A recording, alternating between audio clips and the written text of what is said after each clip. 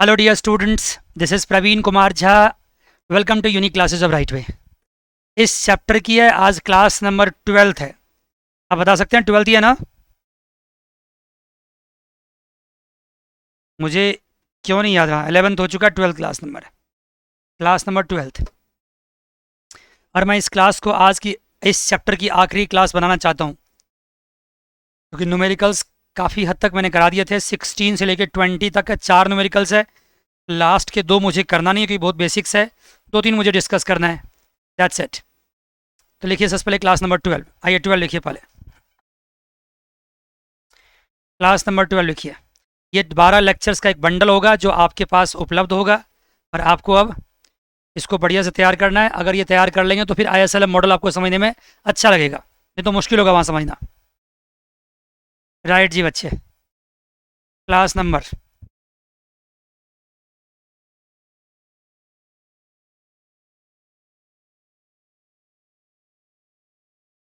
Class number 12 को start करने से पहले मैं बताता हूँ आपको कि मेरे 7 lectures out of this 12 lectures YouTube पे ऑलरेडी उपलब्ध हैं।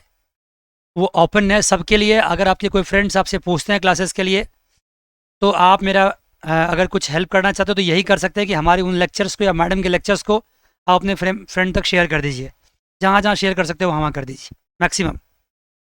राइट जी, आप करते ही होंगे, मुझे पता है, मुझे कहने की ज़रूरत नहीं है, करते ही होंगे। करते ही नहीं करते हैं? करते हैं शेयर। ज़्यादा मत शेयर कीजिए, 1-2 बार ज़रूर शेयर कर दीजिए। राइट, क्योंकि आपके फ्रेंड्स को ये पता नहीं होगा कि आप कहाँ पढ़ते हैं, तो अगर आप शेयर कर देंगे तो थोड़ा उनको रेफरल मिल जाएगा यहाँ के लिए। राइट जी,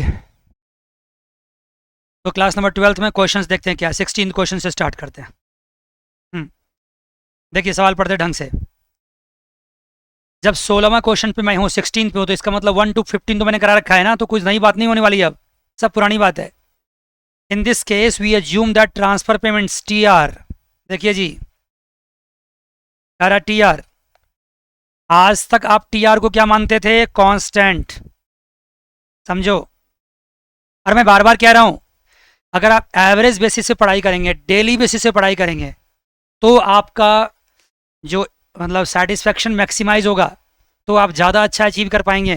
ये सेटिस्फेक्शन मैक्सिमाइजेशन वाली बात जो है ना, ये सेमेस्टर 3 में आएगा, देखना। तो मैं आपके लिए बोल रहा हूँ कि सेटिस्फेक्शन मैक्सिमाइज करना चाहते हो तो एवरेज बेसिस पढ़ो। ये नहीं कि सर पढ़ाए जा रहे हैं, मैडम पढ़ाए जा रहे हैं, लेक्चर एक्यूमुलेट हो रहे हैं, किसी न किसी बहाने से दिन कट रहा है, आज कुछ हो गया, आज वहाँ चले गए, आज वहाँ चले गए, चलो कल से पढ़ते हैं। ऐसे प्लानिंग करने वाले बहुत देखे हैं। ऐसा नहीं होगा, एवरेज बेसिस पढ़ो, डेली एक लेक्चर्स कम से कम, तो फिर आप सेटिस्फेक्शन मैक्सिमाइज करेंगे। अगर आप एक्यूमुलेट कर देंगे, फिर एक साथ पढ़ने की कोशिश करेंगे, समझ में नहीं आएगा, क्योंकि इतना बड़ा ब्रेन नहीं होता इंसान का कि 10-12 लेक्चर एक साथ पढ़ ले। एवरेजली पढ़िए। राइट, किसी किसी दिन छूट जाए चलता है। तो ये TR क्या आपका, यहाँ हम जनरली फिक्स मानते थे, लेकिन यहाँ TR क्या दे रखा है? TR depends on income. यहाँ TR को फंक्शन बना रखा है। व्हेन इनकम इज हाई, अगर इनकम ज़्यादा होगा तो TR कम होगा। देखो ट्रांसफर्स क्या होता है, एक तरह से सपोर्ट होता है, गवर्नमेंट का सपोर्ट टू द पब्लिक, खासकर उसके लिए सपोर्ट होता है जिसकी इनकम क्या होती है, बोलो ना, क्या होती है? कम होती है। मान गए जी? लेकिन अगर इनकम ज़्यादा है तो फिर क्यों सपोर्ट? तो वाई ज़्यादा तो TR कम, और वाई कम तो TR ज़्यादा। नेगेटिव रिलेशन है। Right sir, when income is high, transfer payment such as unemployment benefits will fall. Unemployment benefits is the example of transfers. Conversely, when income is low, this is high. That's it. So for employment benefits, we incorporate this into our models by writing transfers. TR equals to what? TR bar minus BY. TR equals to TR bar minus BY. अब देखो ये TR bar क्या है? Autonomous transfer है। Minus क्यों लगा रखा है? क्योंकि नेगेटिव रिलेशन है। B क्या? स्लोप है। Y क्या? इनकम है। देखो यहाँ पे TR और इनकम में क्या रिलेशन है? बताओ क्या रिलेशन है? नेगेटिव रिलेशन है। अगर यहाँ मैं कहूँ कि ग्राफ ड्रॉ करो तो ड्रॉ कर सकते हो। देखो सिंपल, यहाँ TR है और यहाँ इनकम है, डाउनवर्ड स्लोपिंग होगा, ऐसे होगा, स्लोप होगा। अगर इनकम 0 हो जाएगी तो TR मैक्सिमम हो जाएगा, इनकम यहाँ तक पहुँच जाएगा, यहाँ तक, तो TR 0 हो जाएगा। That's it. कितनी बेसिक बात है। और इस लाइन की स्लोप क्या है, v है। फैंटास्टिक, पढ़ा चुके हैं। Equilibrium income is derived as a solution of, ये कोई नई बात है, Y naught equals to C plus I plus G, और सी के बदले क्या होगा, C Y D I plus G, where Y D is what, Y plus T R minus T है। ये सब कोई नई बात नहीं, मैं बार बार रिपीट नहीं करूंगा। मान गए, y equals to Y plus T R minus T है, वाई डी इक्वस टू, ये वाई डी मतलब डिस्पोजेबल इनकम होता है, वाई डी मतलब डिस्पोजेबल इनकम, और ये क्या, y plus T R minus T है। चीख चीख के पढ़ा रखा है सारी क्लासेस में। अगर आपको नहीं समझ में आ रहा है इसका मतलब ने पिछला नहीं पढ़ रखा है। थोड़ा सा स्पीड अप कीजिए, पिछला कवर अप कीजिए जल्दी से। इज डिस्पोजेबल इनकम, ये डिस्पोजेबल इनकम है। Derive the expression for Y naught in this case, इस केस में क्या करा, एक्सप्रेशन डिराइव करो। मतलब क्या सर, क्या मतलब हुआ, क्या मतलब हुआ इस बात का। माइक बंद करना, किसी बच्चे की आवाज आ रही है। इसका मतलब हुआ कि ये कह रहा है कि अब यहाँ पे बदलते हुए परिस्थिति में, इन डिफरेंट चेंज सिनेरियो, क्या सिनेरियो चेंज हुआ है कि वाई में यहाँ ट्रांसफर जो है ना, ये पहले हम ऑटोनोमस लिया करते थे, यहाँ ट्रांसफर फंक्शन हो गया है। इस केस में फॉर्मूला डिराइव करो, एक्सप्रेशन दोबारा से डिराइव करो, कोई मुश्किल बात नहीं है। मैं इस चीज़ को ज़्यादा डिस्कस नहीं करूँगा क्योंकि मैं करा चुका हूँ आपको। डिराइव, पहला सवाल देखो, ये डिराइव दिस क्या करना है सर, मैं यहीं पे समझाता हूँ क्योंकि ये नई बात नहीं है, मैंने सब कुछ लिखा लिखा करवा रखा है क्लास में। यहाँ टाइम बचाऊंगा मैं थोड़ा सा, मैं आपको Y naught equals to C plus I plus G तो सिखा रखा है पहले से, C equals to C Y D, और Y D equals to Y minus T A plus T R, और टी आर इक्वस टू क्या, T R bar minus B Y naught. अब क्या करना है मुझे, ये टी आर के बदले इसको रिप्लेस कर देना, इसको रिप्लेस कर देना, यहाँ पे रिप्लेस कर देना। देखो यहाँ रिप्लेस किया है, जो जो चेंज हुआ है वो मैं बता रहा हूँ, देखो चेंज किया है और सब कुछ तो सही है, right. Y D equals to C Y D plus I plus G, तो सी बाहर है, Y naught minus T A plus T R minus B Y naught, ये पूरा पूरा टी आर की वैल्यू है, प्लस आई प्लस जी।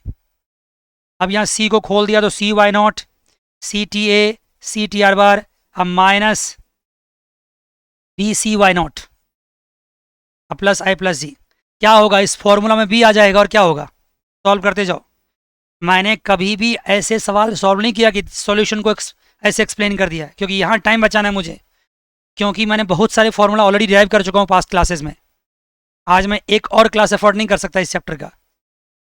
तो Y naught minus C Y naught, ये वाई नॉट लिया और ये सी वाई नॉट एक साथ कर दिया, हाँ ये वाई नॉट, मतलब ये वाई नॉट जो है ना इस साइड देखो, इसको एक साथ कर लिया सबको, वाई नॉट, ये सी वाई नॉट को लेफ्ट साइड ले गए तो माइनस हो गया, और ये बी सी वाई नॉट को लेफ्ट साइड हो गया तो पॉजिटिव हो गया, और ये इस साइड बच गया आई प्लस जी माइनस सी टी है। आपको इनकरेज कर रहा हूँ, मैं ये भी कह सकता था कि आप कर लेना खुद से, कि मैं अपने साथ साथ करवा रहा हूँ आपको, फ़ायदा उठाइए इस चीज़ का। तो फिर क्या हो गया, यहाँ पे वाई नॉट कॉमन ले लिया तो 1 minus C into 1 minus B, ये हो गया।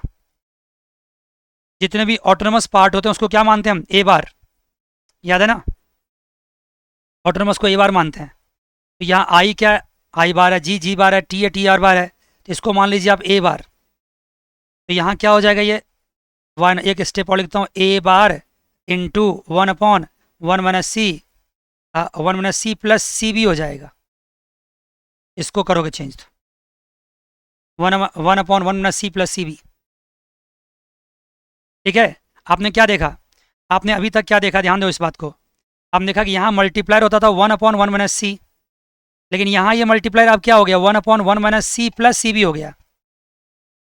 सी टी तो सुना था सर, सी भी कहाँ से आ गया, आ गया क्योंकि टी आर यहाँ क्या फंक्शन है, मानते हो, बोलो ना,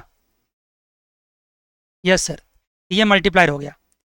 अब यहाँ पर मैं एक चीज़ पूछना चाहता हूँ सर, आपने कहा कि टी आर भी फंक्शन है, और अगर टैक्स भी फंक्शन होता तो क्या होता, तब मल्टीप्लायर क्या होता, तब मल्टीप्लायर 1/1 माइनस सी से चेंज होकर के बताओ क्या होता, 1 माइनस सी, बताओ क्या होता, अब प्लस सी भी होता और प्लस क्या होता, कम ऑन बोलो ना, CT भी होता, हाँ CT भी होता।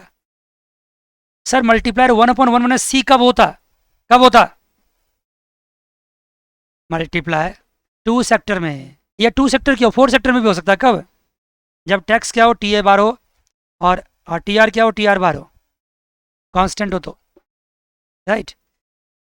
देखो मैं बताऊं बच्चों, जब मैं बहुत सारा लेक्चर दे चुका होता हूं तो उसके बाद आपको ना जल्दी जल्दी समझना होता है, और कुछ अपने तरफ से भी क्या करना होता है, कंट्रीब्यूट करना होता है अंडरस्टैंडिंग में, राइट सर, ये बात है। फैंटास्टिक, जितना बुक यहाँ करवा रखा हूँ उससे ज़्यादा बता दिया मैंने आपको। फैंटास्टिक, ये बात क्लियर हो गई। अब इसका बी पार्ट क्या कहता है, what is the new multiplier, मैंने पहले ही निकाल दिया। What is the new multiplier less than the standard one, standard one मतलब होता है 1/1 को क्या बोलते हैं, स्टैंडर्ड बोलते हैं। 1/1 को स्टैंडर्ड बोलते हैं। मेरे आप 10 लेक्चर तक मेरा लेक्चर सुनना, आपको थोड़ा स्लो दिखाई देगा। 11वां सुनना स्पीड अप, 12वां तो और भी स्पीड है, मैं थोड़ा थोड़ा स्पीड बढ़ा देता हूँ बाद में। नहीं नहीं, ये स्टैंडर्ड है, कोई बात नहीं, आप टैक्स वाला को भी मान सकते हो, लेकिन यहाँ स्टैंडर्ड कहने का मतलब ये है कि अगर अगर ट्रांसफर्स वेरिएबल नहीं होता तो क्या होता है, और उससे क्या बदलाव आया है, ठीक है, ये कह रहा है स्टैंडर्ड। अरे स्टैंडर्ड मल्टीप्लायर वो मल्टीप्लायर है जो मल्टीप्लायर होता ही होता है, 1/1 सी तो होता ही है, सी कभी भी 0 नहीं हो सकता है, होता है क्या बताओ, नहीं हो सकता, ओके, ये स्टैंडर्ड। तो जो मल्टीप्लायर स्टैंडर्ड से ये बना है, अभी मैं CT हटाता हूँ यहाँ से, तो बताओ इसमें क्या फ़र्क पड़ा है, कम हुआ कि ज़्यादा हुआ है, बताओ यहाँ एरो लगाओ क्या हुआ है, मल्टीप्लायर कम हुआ कि ज़्यादा हुआ, कम हो गया। सर मल्टीप्लायर कम क्यों हो गया, मल्टीप्लायर इसलिए कम हो गया क्योंकि CB डिनोमिनेटर में है, अगर डिनोमिनेटर बढ़ता है, CB बढ़ता है तो डिनोमिनेटर बढ़ता है ना, बोलो ना। और डिनोमिनेटर से बढ़ने से अल्फा की वैल्यू क्या होती है, कम होती है, डिक्रीज होगी। सर ये तो मैथमेटिकल आंसर हो गया, लॉजिक दो ना, लॉजिक बताता हूँ। अगर बी बढ़ेगा, देखो अगर मान लो इनकम बढ़ा किसी बंदे का, ऑफ कोर्स इनकम बढ़ा तो क्या होगा, TR क्या होगा, TR कम होगा, क्योंकि TR इक्वस टू है, TR इक्वस टू क्या होगा यहाँ पे, -BY होता है, देखो ना, है कि नहीं। ऑटोनोमस वाले पार्ट को छोड़ दो, इंड्यूस्ड वाले पार्ट की बात करो, TR इक्वस टू -BY, मतलब ये बढ़ेगा तो ये डिक्रीज हो जाएगा। और TR अगर डिक्रीज हुआ, ट्रांसफर्स अगर डिक्रीज हुआ, तो लोगों के पॉकेट में क्या होंगे, पैसे कम होंगे, तो कंजम्पशन कम होगी, तो ऑफकोर्स मल्टीप्लायर कम हो जाएगा, डिस्पोजेबल इनकम भी कम हो जाएगा, तो ऑटोमेटिक क्या होगा, इनकम कम हो जाएगा, मल्टीप्लायर कम हो जाएगा। तो ये सारा चीज़ बच्चों को समझ में आना चाहिए। मैं इतनी बार क्यों रिपीट करता हूँ, मैं मानता हूँ कि कई सारे कॉलेज के टीचर्स या कई सारे लोग 5-6 क्लासेस में ना ये चैप्टर को ख़त्म कर देते हैं, लेकिन मैंने इतनी क्लासेस क्यों लिया है, मैंने पढ़ाया भी है और साथ साथ टाइम स्पेंड किया आपके साथ। टाइम स्पेंड बात बनाने में नहीं, टाइम स्पेंड आपको इस चैप्टर में एडजस्ट करने में, कि आप समझ पाओ कि ये ट्रांसमिशन मैकेनिज्म हो कैसे रहा है, कोई चीज़ बढ़ कैसे रहा है, कोई चीज़ घट कैसे रहा है। अगर आपके जहन में ये चीज़ घुस जाएगा ना, तो इसको अप्लाई आप आगे कर पाओगे, मेरे से हमेशा आगे ही रहोगे आप। नहीं, अगर आप नहीं घुसा पाए तो फिर हमेशा पीछे रहोगे, इसलिए घुसाते जाओ इस चीज़ को, ट्रांसमिशन मैकेनिज्म को समझते जाओ, राइट जी। तो ये सारी बात होगी। सी पार्ट क्या है, हाँ उस केस में मल्टीप्लायर, ये तो अननेसेसरी क्वेश्चन है, पूछो क्यों, पूछो क्यों, क्योंकि टैक्स रेट अगर बढ़ेगा, वही बोला, टैक्स रेट अगर बढ़ेगा, जानते हो ना, टैक्स किसका फंक्शन था, टैक्स इक्वस टू क्या था, TY था, तो अगर Y बढ़ेगा तो टैक्स बढ़ेगा। लेकिन यहाँ पे क्या है कि टैक्स अल्टीमेटली किसका कंजम्पशन, किसका एक्सपेंडिचर है, टैक्स अल्टीमेटली इंडिविजुअल्स का एक्सपेंडिचर है, कंज्यूमर्स का एक्सपेंडिचर है। टैक्स बढ़ना अच्छी बात नहीं है, टैक्स के बढ़ने से उसका इनकम कम हो जाता है, डिस्पोजेबल इनकम कम होता है, टैक्स के बढ़ने से YD कम हो जाता है, मान गए, और YD कम होगा तो कंजम्पशन कम हो जाएगा। Tax and transfer just opposite चीज़ है, ट्रांसफर से लोगों के पॉकेट गर्म होते हैं, मतलब उसमें पैसे आते हैं, और टैक्स से पैसे जाते हैं, अलग कहानी है। लेकिन ये जान लो बात को, हाँ, कि टैक्स के बढ़ने से भी मल्टीप्लायर कम होता है, और ट्रांसफर के ये बी बढ़ने से मल्टीप्लायर कम होता है। क्लियर है, राइट सर। इसका सी पार्ट क्या कहता है, what is the new multiplier less than the standard one. मैंने एक ही मिनट में सब कंप्लीट कर दिया, सारा करा दिया, मैंने तो स्टार्टिंग में सब कंप्लीट कर दिया था।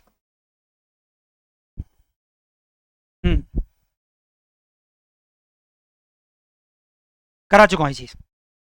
ट्रांसफ़र इनकम को बढ़ाता है, ट्रांसफ़र कम हो गया तो इनकम कम हो गई, इसलिए आपका मल्टीप्लायर कम होगा। हाँ पूछो, डी पार्ट क्या कहता है, देखो कुछ पूछना है क्या?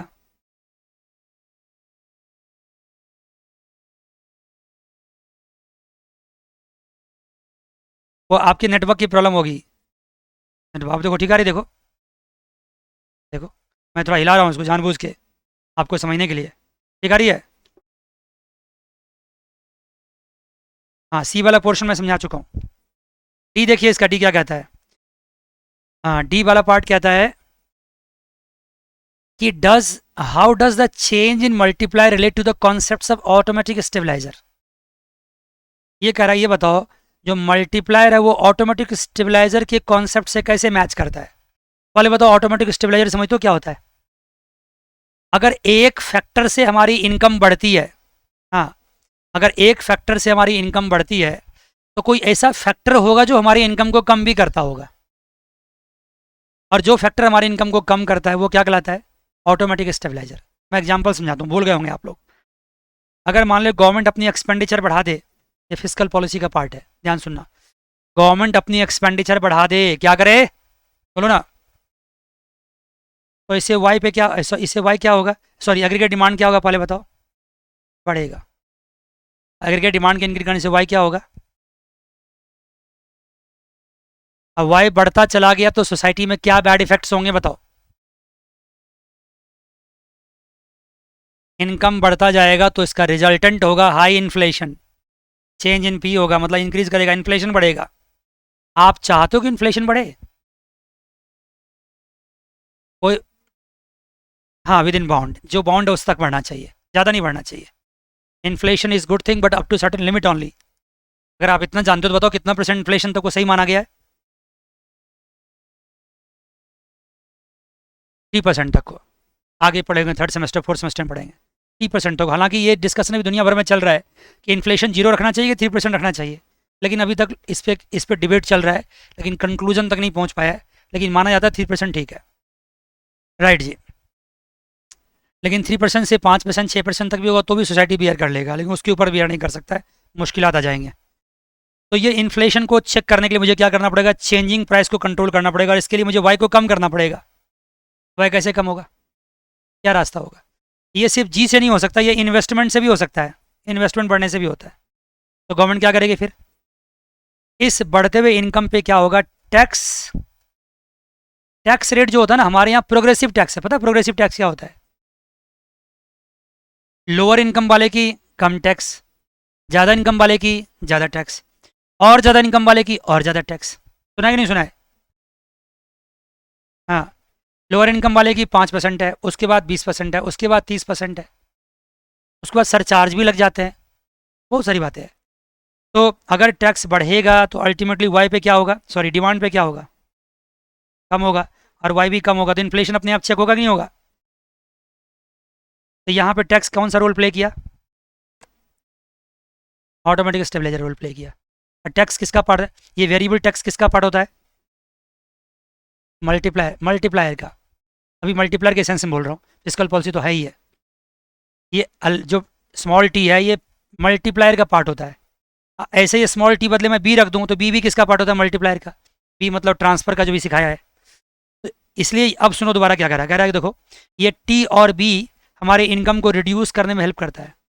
इसका उल्टा भी होता है। उल्टा मतलब ये हुआ कि अगर ये कम हो जाए, ये कम हो जाए तो एडी कम हो जाएगा, तो वाई कम हो जाएगा।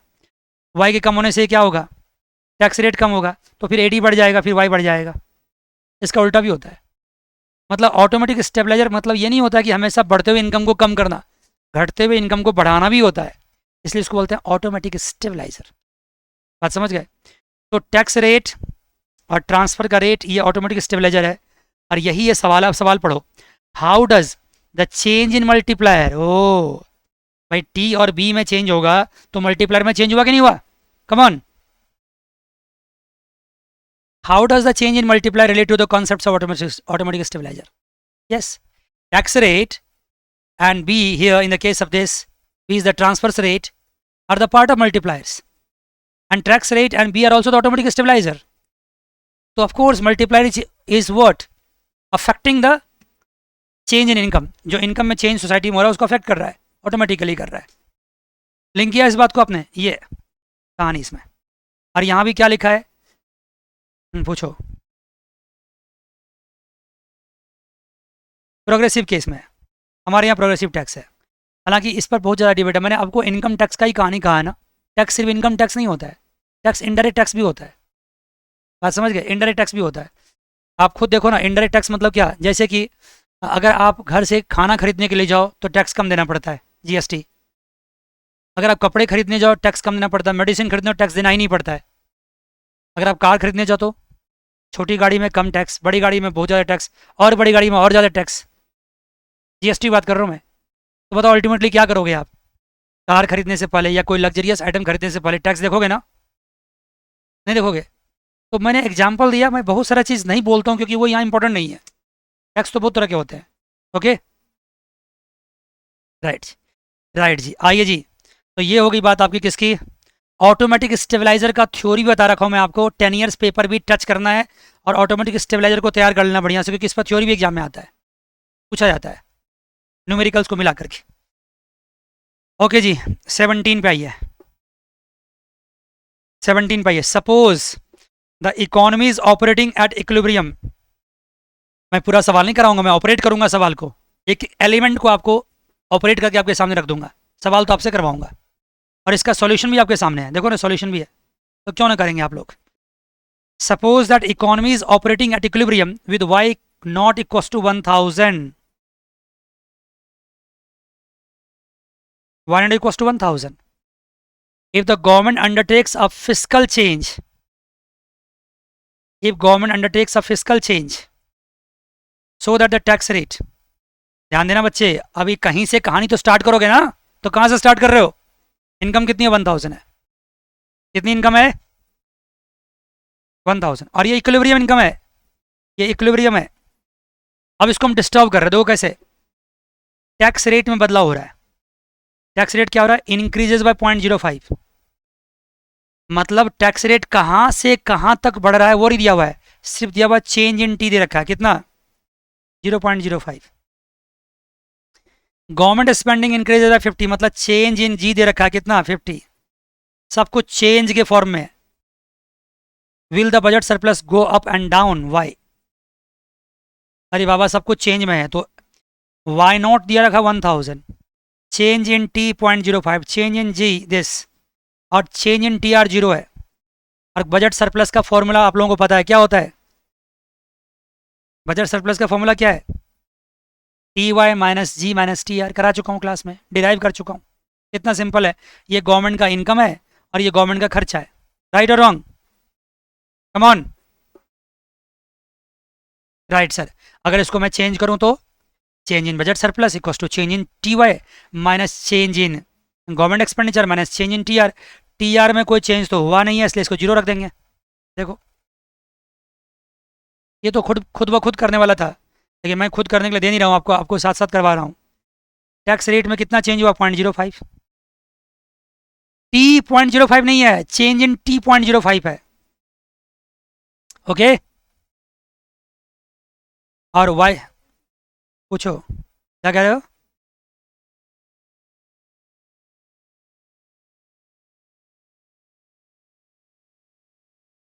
वाई के साथ नहीं गया, वाई के साथ नहीं गया, बिल्कुल नहीं गया, नहीं जाएगा.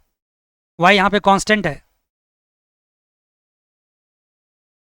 हाँ तभी लेके जाएंगे, लेकिन यहाँ पे वाई कांस्टेंट है. वाई में चेंज मत करो. ओके. वाई गिवन है 1000, देखो ना यहाँ पे. ओके. वाई तो रिजल्ट, हाँ आगे क्या? वाई तो रिजल्टेंट होता है ना ऑलवेज. तो यहाँ पे क्या हुआ? टैक्स में अल्टीमेटली कितना चेंज हुआ बच्चा? कितना चेंज हुआ? कमाओ जल्दी से. 50 चेंज हुआ. आपने कभी मुझसे पूछा नहीं कि सर छोटी छोटी बातों में आप इतना चीख क्यों पढ़ते हो? मैं चीख पढ़ता हूँ क्योंकि इसलिए क्योंकि कई सारे बच्चे रिकॉर्डिंग पढ़ते हैं और वो मोनोटोनस हो जाते हैं, वो स्लीपी हो जाते हैं, वो तकिया उकिया लड़की लेके आराम से पढ़ते हैं जैसे कोई डांस और मूवी देख रहा हो, वो स्लीपी हो जाते हैं. इसलिए मुझे बीच बीच में उसको जगाना पड़ता है. मुझे पता है ना, मैं चीखता हूँ तो अचानक जग जाते हो. राइट.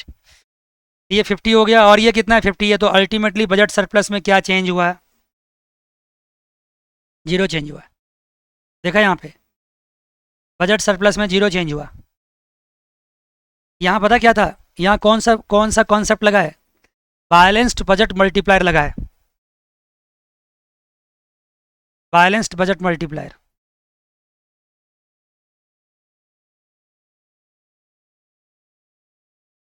.05% चेंज है। जब भी कभी 0.05 लिखा ना, अगर इसका परसेंटेज भी निकाल सकते हो आप, कैसे, 100 से मल्टीप्लाई कर दो, कितना आ गया बताओ, 5% आ गया। 0.05 को 5% भी लिख सकते हैं। राइट सर, ओके, अच्छा करते हो, आपकी बहुत ही साधारण सी बात भी पूछ लेते हो। मैंने इसमें दो बातें करी, पता क्या करी है, मैंने आपकी प्रशंसा भी कर दी, आपकी शिकायत भी कर दी, पता चला आपको, बोलो।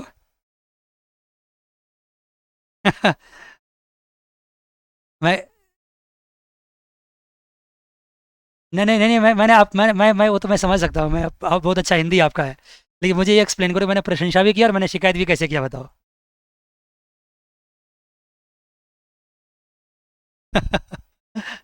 मैं इंस्पायर कर रहा हूँ, मैं प्रशंसा ऐसे किया कि आप कुछ भी पूछते हो मुझे अच्छा लगता है, और शिकायत ये किया कि आपने इस छोटी सी बात मुझसे क्यों पूछी। 0.05 मतलब ये होता है 5%। और मेरी बातों को बुरा मत मानना, मैं सबको डांट, थोड़ा बहुत प्यार मोहब्बत से डांट ही देता हूँ, ठीक है ना। राइट जी, काम ही यही है।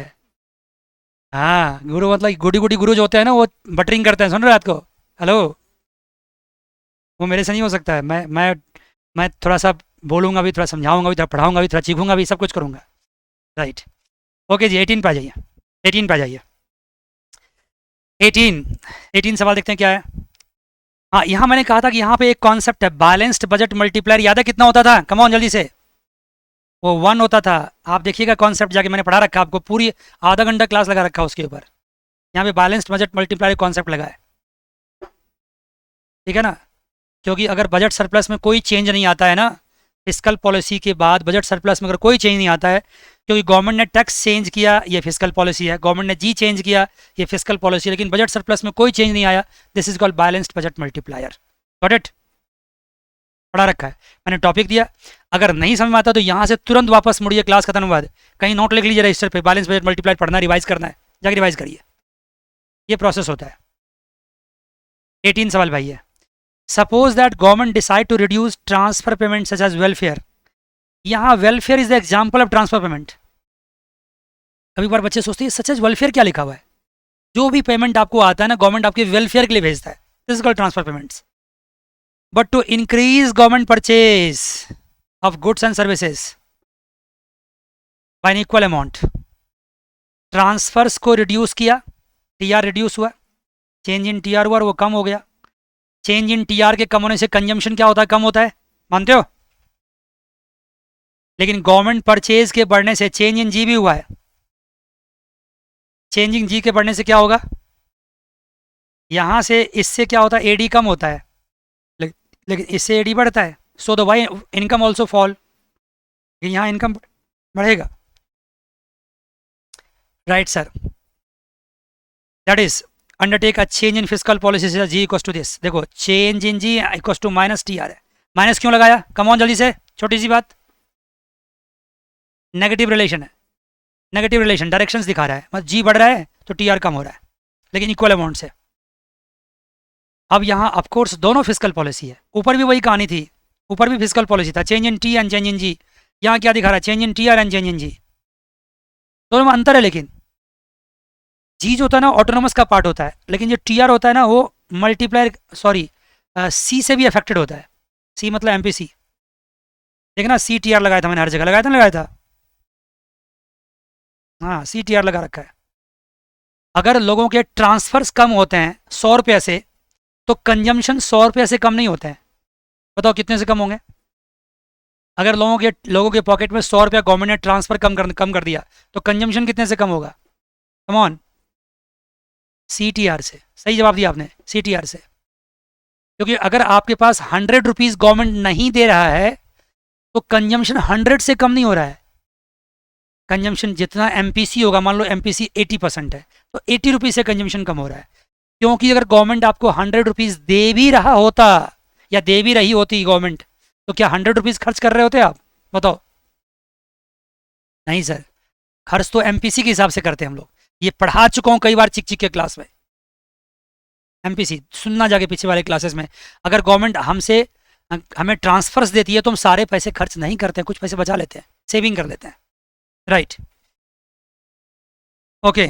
तो यहाँ पे क्या कहानी है सर? क्या कहानी है? अब अल्टीमेटली देखना है कि इस फिस्कल पॉलिसी का असर क्या पड़ता है। Would you expect equilibrium income to rise और fall as a result of change of this? क्या बात है जी, इनकम पे क्या फर्क पड़ेगा, राइज और फॉल?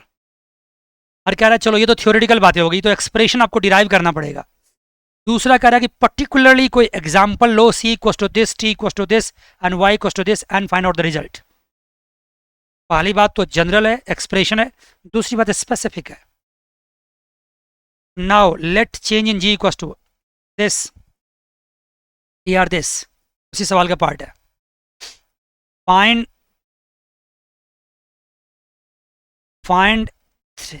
द है सिर्फ भाई, सिर्फ द है।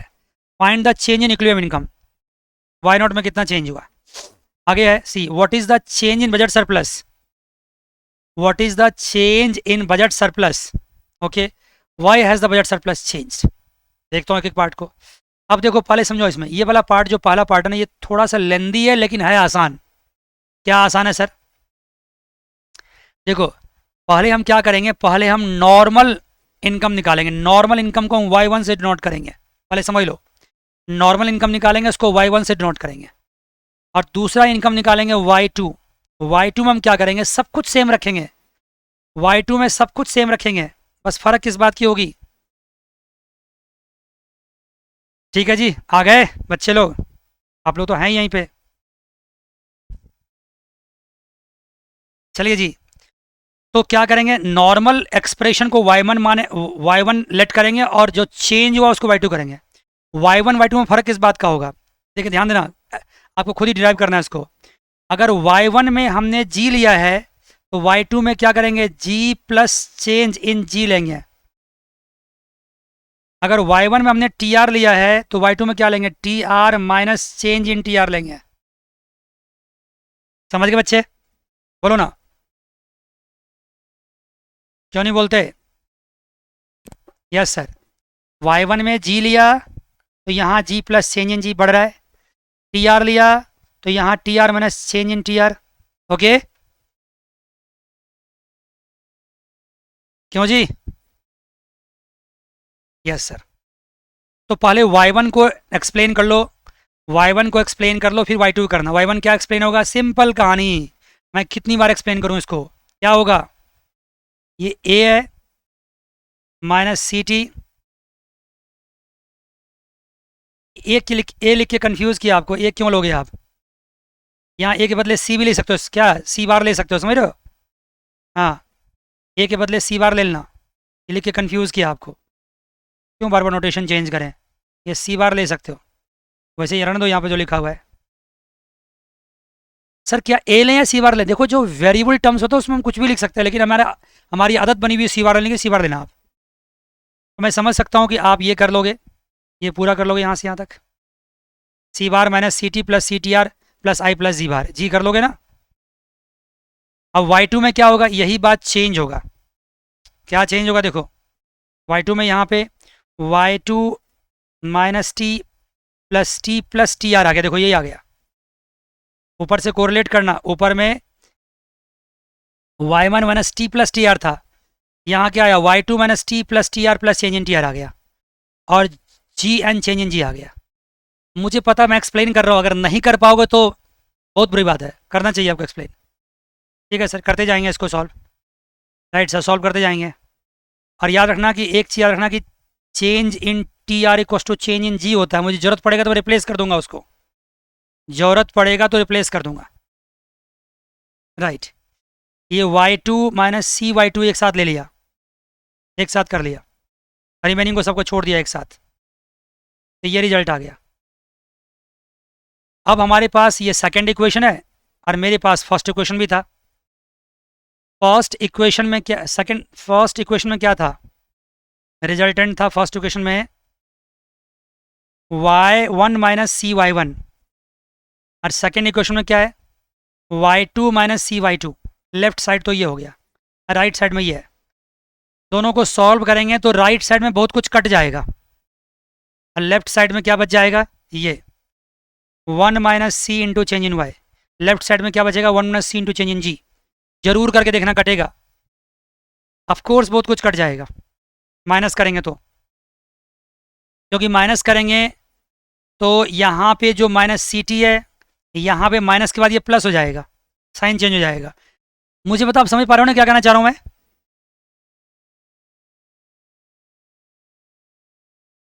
किसी को किसी में से कर दो, किसी को किसी से कर दो को फर्क नहीं पड़ेगा, लेकिन अच्छा रहेगा 2 में से 1 को करना। वैसे 2 में से 1 को करो कि 1 में से 2 को करो, बात एक ही होगा। साइन साइन का फर्क पड़ेगा, रिवर्स का चेंज कर दो डायरेक्शन तो अपने आप ठीक हो जाएगा। मेरी बात समझ पा रहे हो मैं क्या कहना चाह रहा हूँ? एक्सक्यूज मी, समझ रहे हो ना? अरे बाबा, अगर 2 में से 1 को करोगे, 1 को 2 से करोगे, बात एक ही होगा। दोनों साइड माइनस साइन आ जाएगा, वो अपने आप कट जाएगा। करके देखना आप। तो लास्टली यही बचेगा हमारे पास। जब ये बचेगा तो ये और ये भी कट जाएगा, तो ultimately change in Y upon change in G क्या आ गया, 1 आ गया। कितना इंटरेस्टिंग है, देखो ना, करके देखना। Change in Y upon change in G 1 का मतलब क्या समझते हैं? मल्टीप्लायर क्या हो गया, यहाँ पे 1 आ गया, ठीक है। लेकिन यहाँ पे इसको गवर्नमेंट एक्सपेंडिचर मल्टीप्लायर मत लिखना सिर्फ आप, क्योंकि गवर्नमेंट एक्सपेंडिचर मल्टीप्लायर हम तभी लिख सकते हैं जब चेंज किस में करें, सिर्फ हम बोलो ना, गवर्नमेंट एक्सपेंडिचर में। यहाँ सिर्फ गवर्नमेंट एक्सपेंडिचर में चेंज नहीं किया हमने, गवर्नमेंट एक्सपेंडिचर में भी चेंज किया और साथ साथ टीआर में भी चेंज किया है।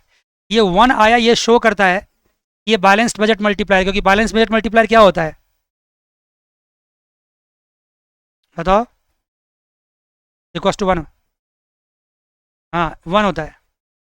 अगर वैल्यू 1 आ गया दोनों फिजिकल पॉलिसी की वजह से, तो इसको बैलेंस बजट मल्टीप्लायर के हिसाब से भी आप डिस्कस कर सकते हैं।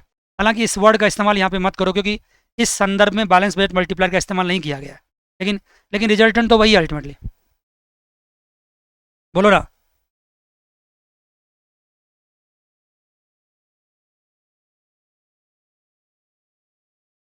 तभी तभी गवर्नमेंट एक्सपेंडिचर तभी करके मैंने इसको हटा दिया, अदरवाइज है वही चीज़। क्योंकि गवर्नमेंट एक्सपेंडिचर एंड टीआर भी अल्टीमेटली फिजिकल पॉलिसी का ही पार्ट है, जो नहीं टैक्स लेके कर सकते हैं हम। इसलिए मैं चुप रह गया, यहाँ पे हटा दिया इसको। अदरवाइज रिजल्टेंट तो वही आ रहा है कि जितना गवर्नमेंट एक्सपेंडिचर में चेंज होगा उतना ही हमारी इनकम बढ़ जाएगी। ओके, अगर change in G equals to change in T R है, इसका मतलब चेंज इन वाई क्या होगा, बताओ क्या होगा? चेंज इन वाई क्या होगा? चेंज इन जी होगा। कई बच्चे कहेंगे sir change in Y equals to change in G होगा, equals to change in T R भी होगा। एकदम गलत, पूछो क्यों? हाँ क्या बात है, फैंटास्टिक, मजा आ गया। अगर चेंज इन टी आर लगो तो गलत होगा, क्योंकि चेंज इन टी आर लिखने का मतलब होगा टी आर तो डाउन जा रहा है, तो तुम ये मान रहे हो कि इनकम डाउन जा रही है। नहीं, इनकम बढ़ेगी, लेकिन कितना बढ़ेगी, जितना जी है उतना बढ़ेगी। क्लियर? बहुत बढ़िया, शानदार। करके देखना इसको। करके क्या देखना, मैंने सारा करा ही दिया आपको। राइट जी, अब इसका बी पार्ट क्या कहता है? इसका बी पार्ट कहता है find the change in equilibrium income change in Y. और बताऊँ आपको, इतने बड़े बड़े क्वेश्चंस, इतने वैरायटी ऑफ क्वेश्चंस एग्जाम में कम ही आते हैं, लेकिन मैंने क्या किया है, आपके स्टैंडर्ड को इतना अगर एग्जाम में आएगा तो मैंने इतना बढ़ा के रखा हुआ, कुछ नीचे और कुछ ऊपर। मैंने कई बार पहले भी बोल दिया, तो दैट कि कुछ छूटने का चांस ही ना बच जाए। राइट, आगे कहानी है find the change in equilibrium income change in Y naught. Y naught में चेंज निकालना है बी वाला पार्ट में। लेकिन ए वाले पार्ट में तो एक बात और भी है, ये सब स्पेसिफिक दे रखा है, इसको करा चेंज करने के लिए। निकालो रिजल्टेंट कितना आएगा। तो उसमें तो और अच्छी बात, आपको वैल्यू दे रखा है तो वैल्यू पुट कर दो उसमें। एक्सप्रेशंस ये है, ये एक्सप्रेशंस उसमें वैल्यू पुट करना है, वैल्यू पुट कर दो। क्लियर है? देखो ना, वैल्यू पुट करना है आपको, दोबारा समझो। सी दे रखा है, टी दे रखा है, वाई नॉट दे रखा है 600। अब देखो यहाँ क्या है, गवर्नमेंट एक्सपेंडिचर 10 से बढ़ रहा है और टी आर 10 से कम हो रहा है। तो आंसर तो हम लोगों को पता ही है। आंसर क्या पता है? आंसर पता है कि चेंज इन वाई क्या होगा, चेंज इन जी के बराबर होगा, वो क्या होगा 10 होगा। लेकिन बस इस सॉरी डिजिट्स के हेल्प से मुझे इसको प्रूफ करना है कि चेंज इन इनकम 10 कैसे हो रहा है, 10 कैसे हो रहा है। क्योंकि अभी आपने पढ़ा है कि गवर्नमेंट एक्सपेंडिचर में चेंज और टीआर में चेंज अपोजिट डायरेक्शन में हो और सेम हो, तो इसका मतलब इनकम में चेंज क्या होगा, गवर्नमेंट एक्सपेंडिचर के बराबर होगा। लेकिन ये बात आपको यहाँ प्रूफ करना है। ठीक है बच्चे, क्लियर है? कर लेंगे। बी वाला पार्ट क्या कहता है इसका? बी वाला पार्ट कहता है find the change in equilibrium income. What is the change in budget surplus? Why has the budget surplus changed? Change in income तो 10 ही होगा ना, बता तो चुका हूँ। Change in Y equals to change in G equals to change in, sorry 10 ही होगा। तो घुमा फिरा के वही बात हो गई। बजट सरप्लस का फॉर्मूला लिख दीजिए, उसमें चेंज दिखा दीजिए।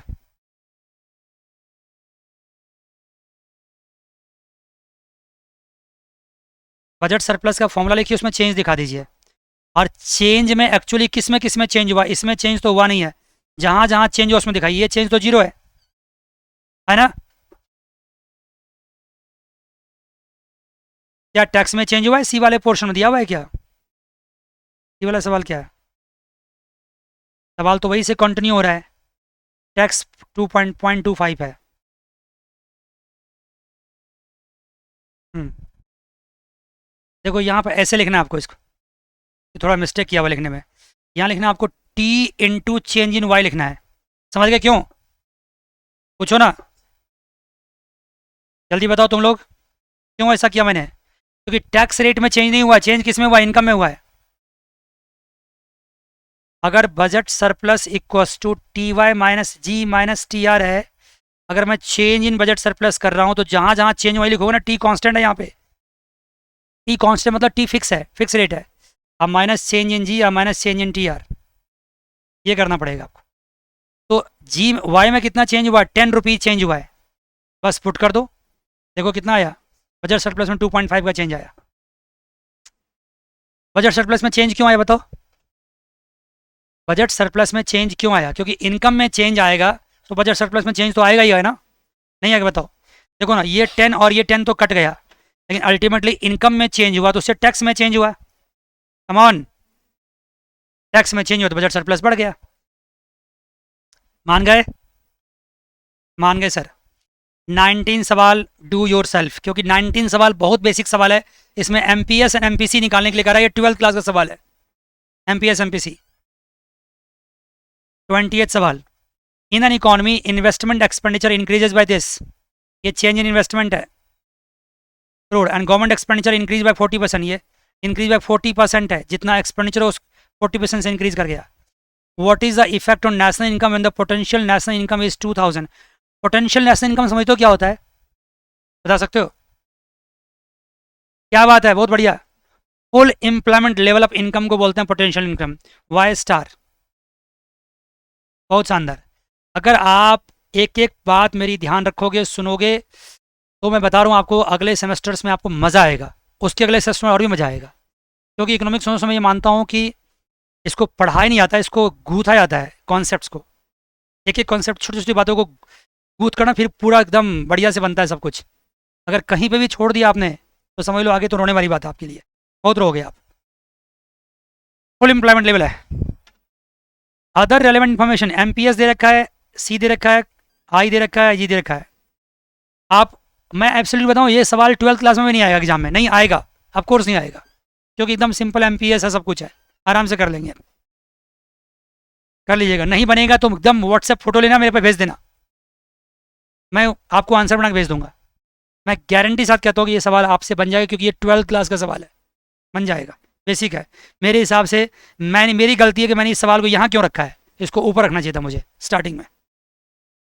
8:04, एक मिनट बताता हूँ, सुनो। 8:04 हो चुके हैं। तो अब आपको MME 2 की क्लासेस का इंतजार होगा, लेकिन एक बच्चे ने क्वेश्चन पूछा, मैं उसके जवाब देता हूँ, फिर क्लास को ऑफ करता हूँ। पूछो क्या पूछ रहे हैं।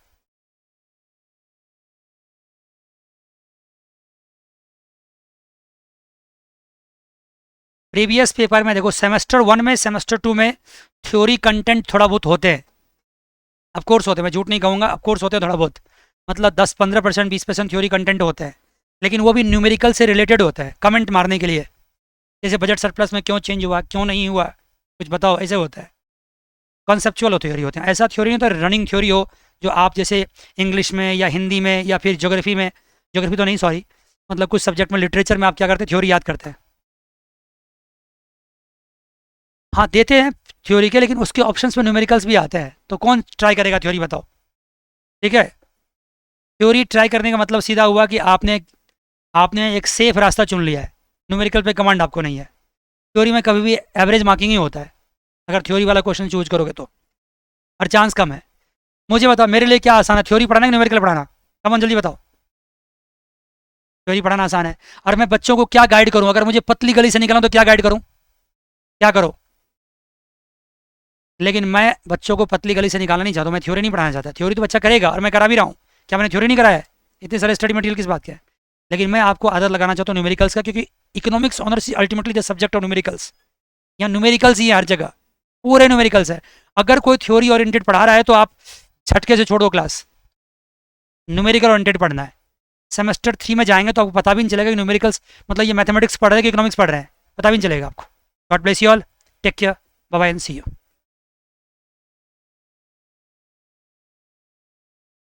आपने ये कहा कि जितने सारे फॉर्मूला आपने डिराइव किए, क्या एग्जाम में डेरिवेशंस आते हैं। मैं कहूँगा कि कभी कभार, जैसे अभी मैंने सवाल किया था कुछ दिन पहले, देखो कुछ देर पहले देखो, ये क्या था, ये डेरिवेशन तो था, और क्या था ये, देखो ना आपके सामने है ना। आप जो मुझे कह रहे हैं कि सर मैं डायरेक्टली क्या करता हूँ, सीधा फॉर्मूला याद कर लेता हूँ, Y equals to A bar into alpha, यही ना, अल्फा ए बार, ये रट लेते सीधा, ऐसे नहीं चलेगा। और आप जो कह रहे बहुत सारे फार्मूला हो गया, मैं नहीं मानता बहुत सारा फार्मूला हो गया, मैं मेरी बात विश्वास करो, बहुत सारा फार्मूला नहीं है, रिपीटिंग नेचर ऑफ फार्मूला है। बहुत सारा तब लगेगा जब उसको आप समझोगे नहीं, तब ज़्यादा लगेगा। अगर आप समझोगे तो सारे फार्मूला रिपीट कर रहे हैं, कहीं पे जी चेंज हो गया, कहीं पे टी चेंज हो गया, तो इस क्या हो गया, फार्मूला बदल गया, कुछ नहीं बदला। समझ गए, करुणा बोल रही हो ना। हाँ,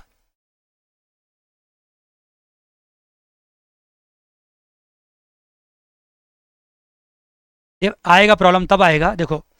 फॉर्मूला को याद करने का बेस्ट तरीका होता है, पहले तो कॉन्सेप्ट पढ़ लो, नोट्स बना लो, और फॉर्मूला को याद मत करो। फॉर्मूला को याद करने का, कॉन्सेप्ट याद करने का बेस्ट तरीका तो न्यूमेरिकल्स करना, न्यूमेरिकल्स करो। अगर उस वक्त फॉर्मूला याद नहीं होता, देख करके अप्लाई करो, 2-4 बार अप्लाई करोगे, अपने आप याद हो जाएगा। गॉट इट,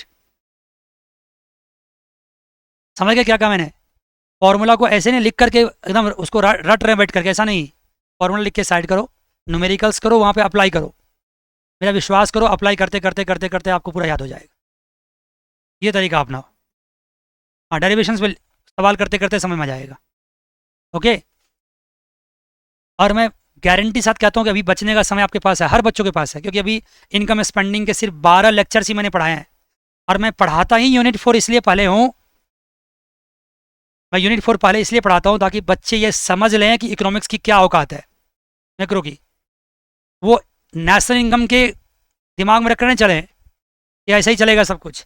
अभी आईएसएलएम पढ़ाएंगे ना, मैं गारंटी साथ कहता हूँ, आईएसएलएम पढ़ाएंगे, आप देखना कि आप कहोगे यार ये क्या है, कैसा टॉपिक है ये।